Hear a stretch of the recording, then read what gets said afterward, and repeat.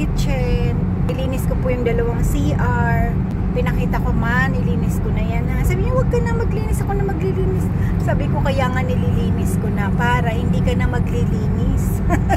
Ang dami ko pong bilin. Oh, huwag ka magganito, ganyan. Oo, alam ko yan. Sabi ko, hindi mo naman sinusunod ako eh. Sabi niya, sinusunod naman kita eh.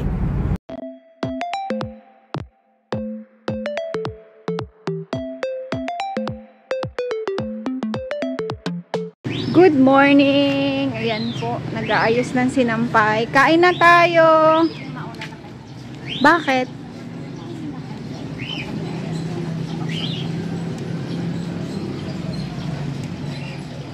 Bad mood.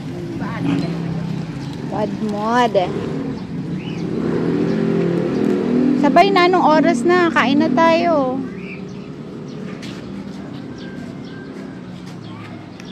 Ayos lang po na sinampay. Ayan, good morning po. Hi, good morning. Kain po tayo. Mauna na daw po kami. Parang it's not a good mood. Aalis po kasi kami today. Parang wala sa mood, darling. Kain na tayo. Kasi punta pa tayo ng bayan. Sakit po na ulo ko May migraine pa. Ilang araw na po to yung andun yung pain, yung medyo masakit ang ulo pero hindi siya yung natutuloy na full blown na migraine. Ito na siya ngayon. Once a month, every month. Dati po before period, walang tulog yan na isang gabi. Ngayon bumaliktad. After ng period, yun po yung wala akong tulog na one night na parang balisang-balisa ka, wala kang tulog. Tapos after that, na po siya, migraine. Menopausal is crazy na bebe. Tapos, ito pa po, for ilang nights po to si Trina. Parating nakayakap sa amin. Yung talagang as in, hindi po yan maganyan eh. More on Bea. Si Bea po ganun eh, pag natutulog, nakasiksik sa'yo. Ito po hindi. Same siya ni Ying Ying. Pupunta siya sa'yo, pero after a while aalis. Pupunta sa may paa. Doon lang siya. Ayaw niya yung nasisiksik siya. At pa ilang days na, ilang nights na, ganun siya, nakasiksik sa akin. Tapos sabi ko, parang yung mainit yung katawan mo, be. Sabi ko sa kanya, mainit ang katawan niya ni Trina. Pero wala naman pong lagnat. Pero alam niyo po yung medyo warmer siya than Bea. Kasi nakukompare mo eh. Tapos po, ang nangyari, kagabi andun kami sa sofa. Nagpapahinga kami. Parati nga pong nakadikit. Pag ganyan ko, nakita ko po yung nipple niya. Sabi ko, bakit parang malaki? Tapos nung pinisil ko, may milk. So, niisip ko, wala naman kaming male. Yun po, ang dog pala, may pseudo pregnancy din. Yung parang false pregnancy. Kaya pala sabi ko, iba ang mood. Ganun po, ni-research ko kagabi. Kaya ayan, patamlay-tamlay. Ayan po. Ito lang ang may sakit na live na live talaga eh. Be, may pseudo pregnancy ka din, be? Your sister had, pseudo pregnancy. Ikaw? Love you. Good morning! Ngayon po, today po, luluwas kami. Maiiwan natin ang mother today. Pero, after lunch pa po kami, right after lunch po kami aalis para medyo maano namin yung time na naandito pa kami. Tapos, si brother na po ang bahala kay mother. And we're convincing her na doon muna ulit magstay sa bahay ni bro. Let's see, kasi parang di daw po siya gaanong nakakatulog. Pero sabi ko nga, ano lang naman yun. First, second, minsan namamay ka.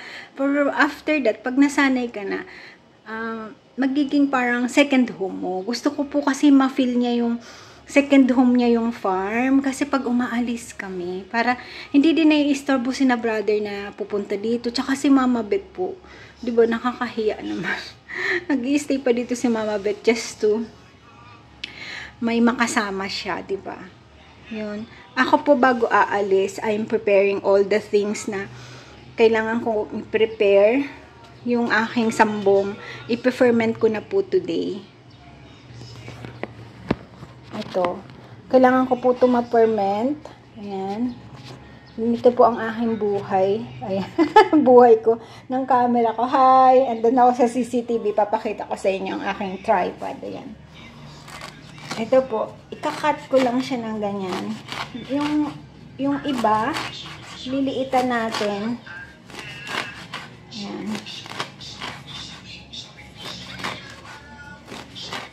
Iniisip ko po kung i-blend ko na siya. Pero ang ano po niyan, yung iba talagang kinakat lang to. Tapos lalagyan mo na siya ng molasses. Ayan.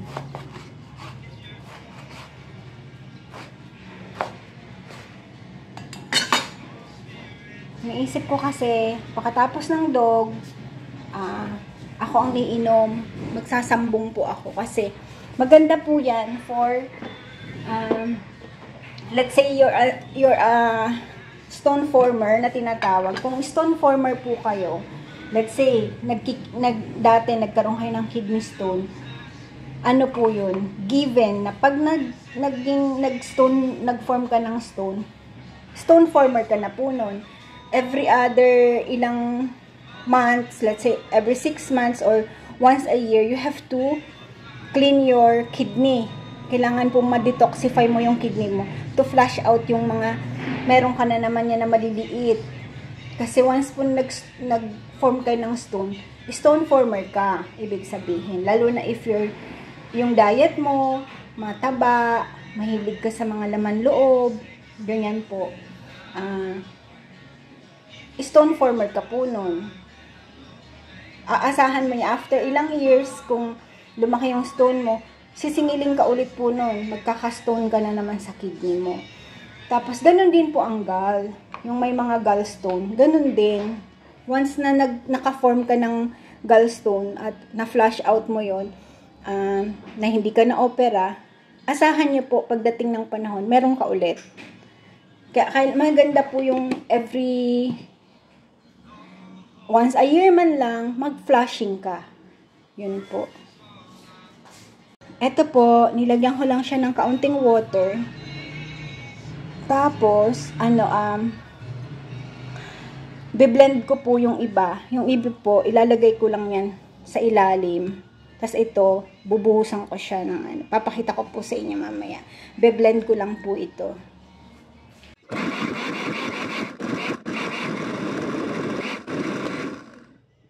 Okay na po yan. Lalagyan na natin siya ng molasses. Ayan po. Lalagay ko na tong molasses na to. Yan. Yan po ang magiging food ng ating pag mag-ferment siya. Yan, yung molasses po ang magiging food ng ating fermentation. Para po mabubuhay siya.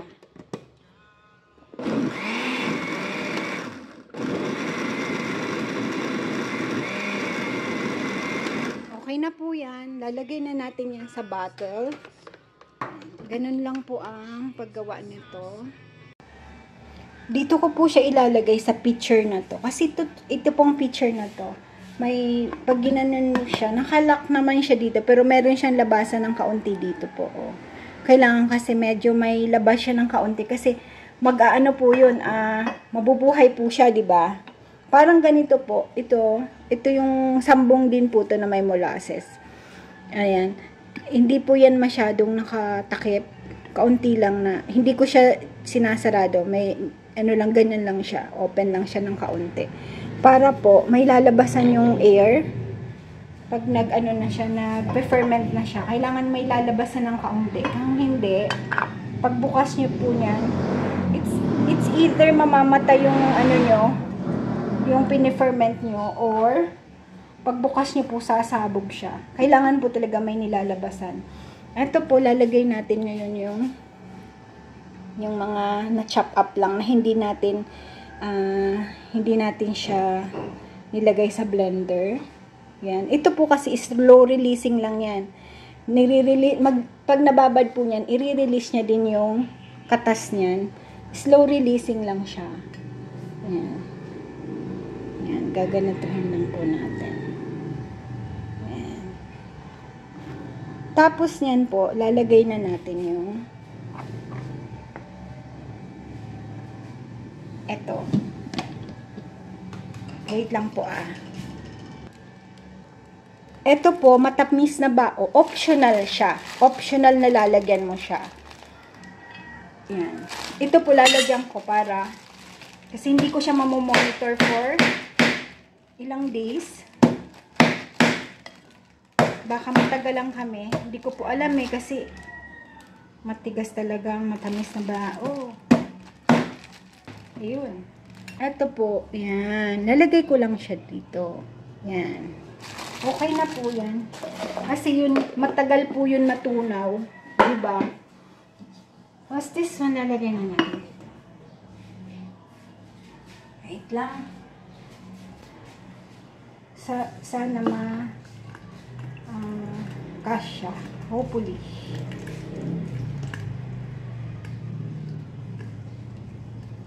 Kaya mapapansin nyo po, yung mga binebentang liquid na herbal medicine, kulay brown, gawa po yun ng molasses. Parang brownish siya. Molasses po yun. Hindi nyo siya makikita as green na green. Pag, let's say, sasabihin na, ito lagundi syrup, ganyan.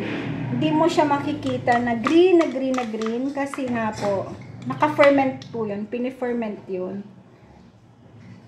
Yung iba naman po, dinadry siya, tapos nilalagay kinakapsulize. Pwede din.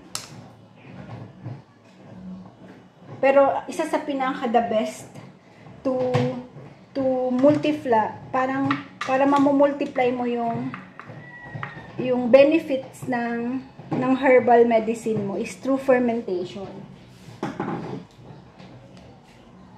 Through fermentation talaga. Yun po talaga ang pinaka-mainam na makukuha mo yung full benefit is through fermentation. Tapos, kailangan ko sana ng mag-weigh down. Ito po, i-improvise lang natin. Lalagay natin dyan. Para i-weigh down lang natin yung leaves. Yan. Dapat medyo malaki-laki. Pero okay na po yan. Mag-weigh down yan. Dapat eksakto sana na. Yung iba po bato ang ginagamit. Maglilinis ng bato. Kasi ito na nga po. Yan. Yan. Meron siyang labasan ng kaunti dyan. Kasi mag-ferment po yan. Kailangan ko po itong mailagay sa isang safe place na hindi madadali ng aking mga meng-menger. Kasi po pag natumba yan, tapon. Tapon siya. Patay ako kay mother. Ayan. Sasakluban ko lang po yan ng plastic para safe po siya na walang papasok. Sana hindi lang ganin. Dito ko po siya ilalagay. Kasi siguro naman hindi dyan pupunta si Mingming. Ayan. Andito po yung dala ni brother na tawag dito, kasuy. Ayan. Andito po yung aming mga stocks. Laurel, sibot, 5 spice, mushroom. Ito po mga lalagyan na empty. This one is salt, mga mixes, mga tira-tira, mga spices na bihira po naman magamit. Pero that are mga spices. Di ko pa po ito gaanong naaayos. Basta yung mga empty bottles na minsan nagagamit, dyan ko po nilalagay. Yan. Andito yung ating tawag dito fermented na iba. Ano ba to? Para akong si Memeta. Kamyas. Yan. Ayan yung aming mga stocks po andito na. Ayan. Madami-dami yan. Mga andito yung ating yan yung mga achete. Dito po yung mga barako. Yan, mga barako po yan. Natin. Tapos andito naman lahat ng mga pot and pans. Yan. pot and pans. Yan.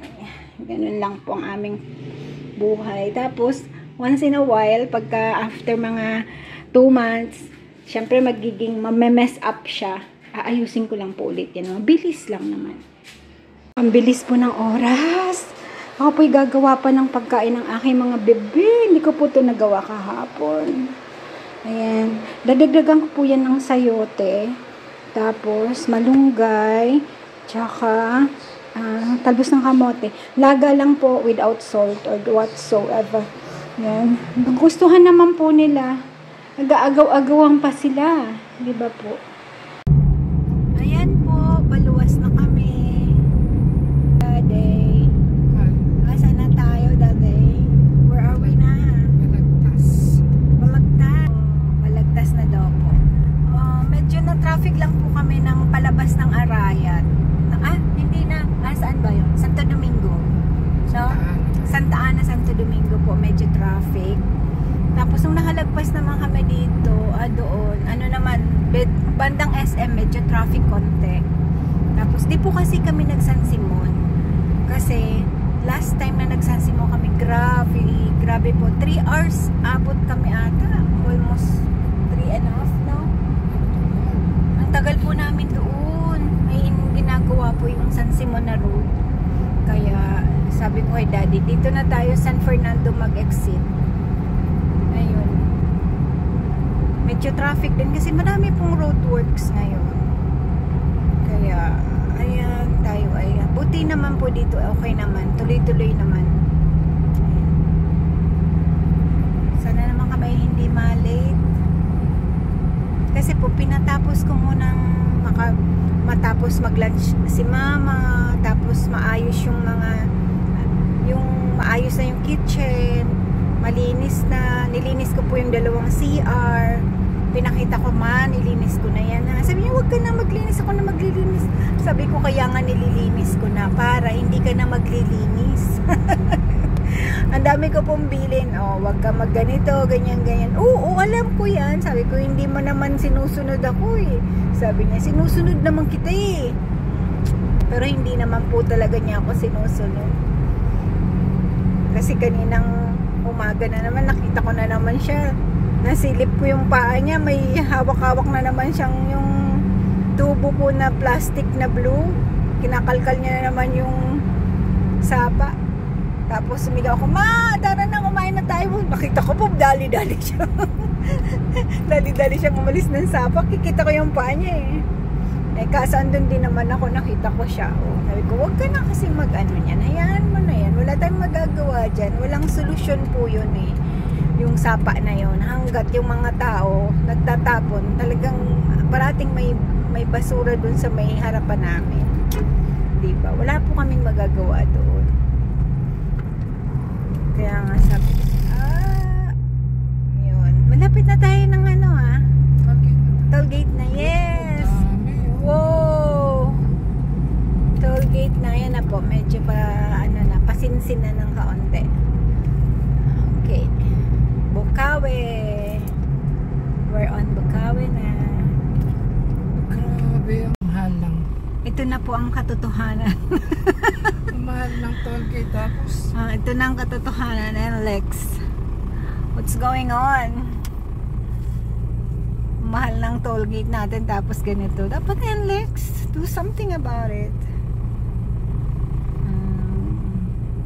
Sabi nga nila, pag nasa Pilipinas ka, ang fast food, hindi fast.